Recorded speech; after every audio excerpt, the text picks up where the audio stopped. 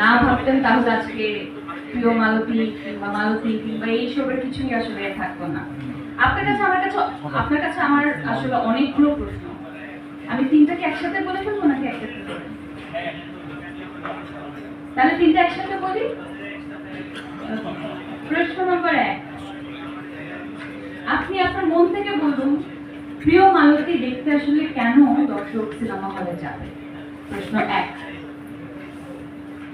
2 নম্বর প্রশ্ন কঠিন না, এটা হচ্ছে এই যে Cairo international film festival of India, এই ইন্টারন্যাশনাল ফেস্টিভ্যালগুলোতে প্রিয় মালতী প্রশংসিত হয়েছে, ঘুরে এসেছে এবং বাইরের ইন্টারন্যাশনাল দর্শকও সেটা পছন্দ করেছে।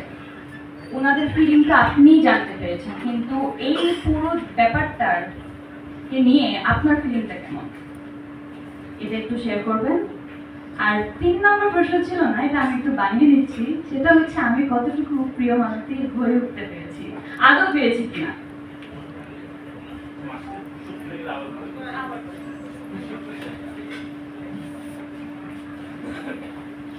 সবাইকে ধন্যবাদ, আপনারা অনেকক্ষণ ধরে অপেক্ষা করছিলেন আমাদের আজকের আয়োজনের জন্য। তো আমাদের তো আসলে 20 তারিখে ছবিটা রিলিজ হচ্ছে। এতদিনে আমরা আসলে একটা লম্বা জার্নি ফাইনালি আমরা বাংলাদেশের অডিয়েন্সের কাছে আসলে শেয়ার করছি। তো ছবিটা তো আমরা আসলে গত 1 বছর ধরেই নির্মাণ করছি। তো যে জায়গা থেকে আসলে আমার কাছে মনে হয় যে বাংলাদেশের অডিয়েন্সের যে কারণে আসলে ছবিটা হলে দেখা উচিত, প্রধান কারণ হচ্ছে আমরা আসলে যে ইনক্লুসিভ বাংলাদেশের কথা বলি বা যে ইনক্লুসিভিটির প্র্যাকটিস আমরা করার চেষ্টা করছি বা যেটা প্রজেক্ট করছি আর কি, সেই জায়গার ক্ষেত্রে আসলে এই স্টোরিটা মনে হয় যে ওইটার একটা রিফ্লেকশন। 2 নম্বর হচ্ছে যে আমরা অনেক বেশি কি রিলিজিয়াস হয়ে যাচ্ছি কিনা rather than being human. So এটা আসলে কি মানে কোন পার্সপেক্টিভে জিনিসটা আসলে দেখা হয়, আমার মনে হয় যে অ্যাজ আ ফিল্ম মেকার আমার এটার অনেক ধরনের কোশ্চেন এবং অ্যান্সার আমি আসলে এই গল্পের মধ্যে দিয়ে বের করার চেষ্টা করেছি। আর 3 নম্বর হচ্ছে যে আমার কাছে সবসময়ই মনে হচ্ছে যে আমরা মানুষ হিসেবে যে কোনো ধরনের ডিফারেন্স একজনের সাথে আসলে সলভ করতে পারি বা মিটিগেট করতে পারি। সেক্ষেত্রে হয়তো বা কিছু কিছু ডিফারেন্স থাকে যেটা আসলে অনেক বেশি ইম্পোজ, বা কিছু রিচুয়ালস থাকে যেটা অনেক ইম্পোজ, যেটা কনসিকুয়েন্সেস নিয়ে আমরা আসলে কখনো ভাবি না আমাদের প্রতিদিনের জীবনে বা আমাদের রিলিজিয়াস প্র্যাকটিসে বা আমাদের আমরা সমাজকে যেভাবে দেখতে চাই। তো এরকম জায়গা থেকেও আসলে অনেকগুলো প্রশ্ন আছে। আমার মনে হয় যে অনেক মানুষ আসলে প্রশ্নগুলো করতে চায়। তো ফিল্ম একটা খুবই গুরুত্বপূর্ণ টুল যেগুলোর মাধ্যমে আসলে প্রশ্নগুলো করা যায় এবং প্রশ্নের অ্যান্সারগুলো পাওয়া যায়। সো ওইটা আমি অ্যাজ আ ফিল্ম মেকার আমি খোঁজার চেষ্টা করেছি। আমার মনে হয় যে অডিয়েন্স আসলে এগুলোর সাথে খুবই রিলেট করতে পারবে। Anyway, moving on. Redmond Rami. So, চলতি এবং আপনি আমি প্রথমে আপনারা এখন পর্যন্ত বেশ বড় বড় প্রোডাকশনের সাথে ছিলেন, সেটা থিয়েটার হোক কিংবা প্রজেক্ট প্রিয় মালতী গল্পটা শুনেছেন কখন আপনার কেন মানে আপনাদের সব চিন্তা করে কেন মনে হয়েছে এই গল্পের সাথে করতে একটা ভালো এখানে এসেছিল?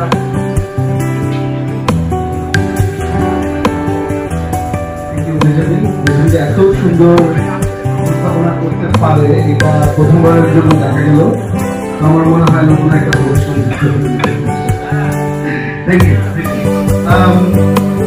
আমরা মূলত আমরা বাংলাদেশে সবচেয়ে ভালো কাজগুলোর সাথে ভালো নির্মাণের সাথে কিন্তু চর্চি থাকতে চাই। আপনারা এর মধ্যে গত 3 বছরের চর্চি জানি করে গেছেন। এখানে প্রজেক্ট যেরকম হয়েছে সিনেমা হলের প্রজেক্টের সাথে কোলাবোরেশন হয়েছে। সিনেমা হলে তো নানান ধরনের গল্প হবে, নানান স্কেলের গল্প হবে। প্রিয় মালতীর গল্পটা আমরা আসলে প্রিয় মালতীকে বিশ্বাস করি এবং প্রিয় মালতীর যে জার্নিটা তৈরি করেছেন সম্প্রদায়ের মধ্যে এটা ব্রিলিয়ান্ট। এবং এটার সাথে যে প্রযোজনা প্রতিষ্ঠান আছেন এবং সবাই মিলে তো আমরা আসলে একটা ফ্যামিলি, আসলে আমরা একটা ফ্যামিলি, আবার ইন্ডাস্ট্রি মধ্যে আমরা একটা ফ্যামিলি। তো সব মিলিয়ে আমাদের কাছে মনে হচ্ছে যে আমরা যদি এমন একটা জার্নি করি যে এই ক্যারেক্টারকে আমরা বিশ্বাস করি, এই ক্যারেক্টারের ভিতর দিয়ে বাংলাদেশের যে চিত্রটা দেখানো হয়েছে সেই চিত্রটা যদি সাধারণ মানুষ কানেক্ট করতে পারে, হলের দর্শক কানেক্ট করতে পারে, তাহলে হয়তো বাংলাদেশের চলচ্চিত্রের যে ধারাবাহিকতা সেখানে একটা নতুন সাফল্য যোগ হতে পারে। তো আমরা বিশ্বাস করেছি পুরো টিমকে, আমরা বিশ্বাস করেছি পুরো মানুষের গল্পকে, আশা করি দর্শক এটা বিশ্বাস করবে।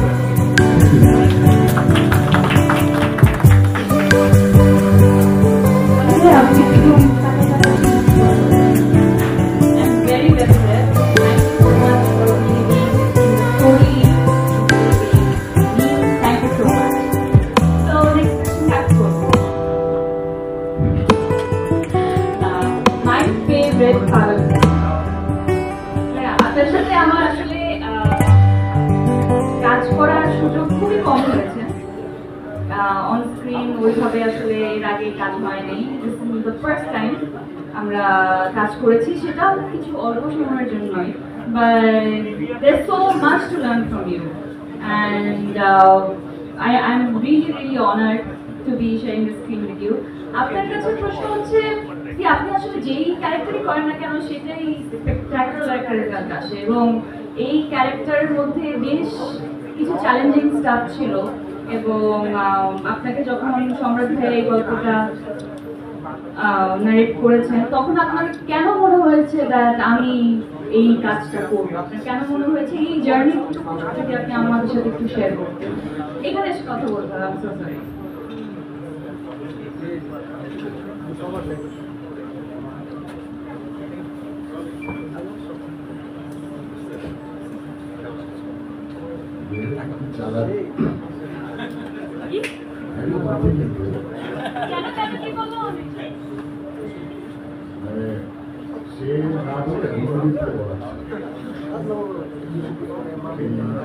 এই সিনেমাটা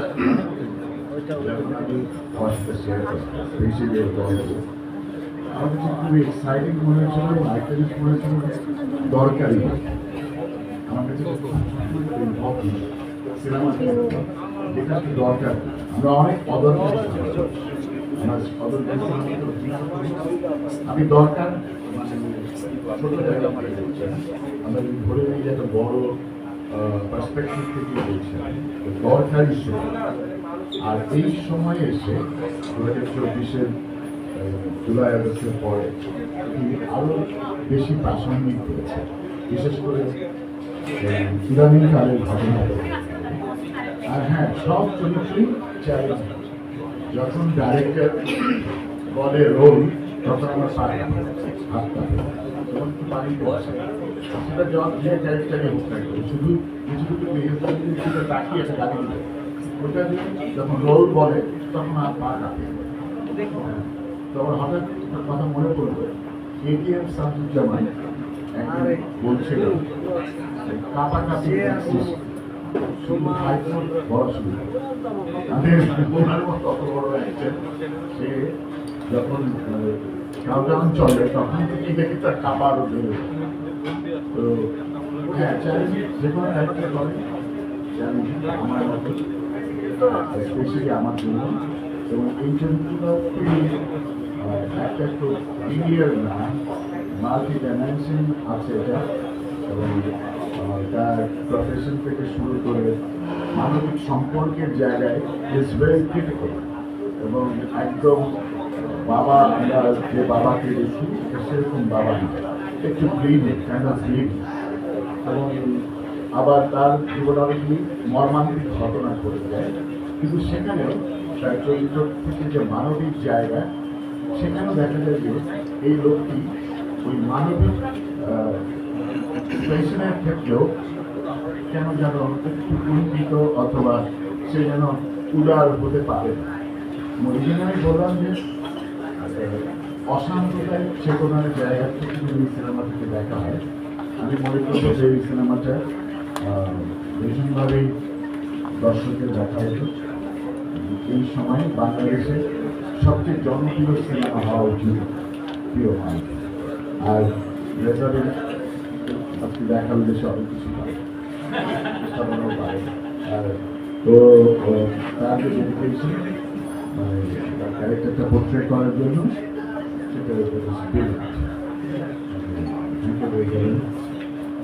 আর ডাইরেক্টর তার সাথে আমার অনেক অঙ্গবতী স্মৃতি আছে। চৌকি প্রডিউসার তারা আসলে একটা গুরুত্বপূর্ণ জিনিস পছন্দ করেছে। অ্যাজ অ্যান অ্যাক্টর আমি একটু হলেও ইমপ্রুভ করেছি যে আপনাকে ইমপ্রেস করতে পেরেছি। Thank you so much. Okay, so next Samrat ভাই। আচ্ছা, আপনার কাছে আমি ভুলে যাই, আমি শুটিং সেটে আমি তো এক ধরনের, মানে আমি হচ্ছে গিয়ে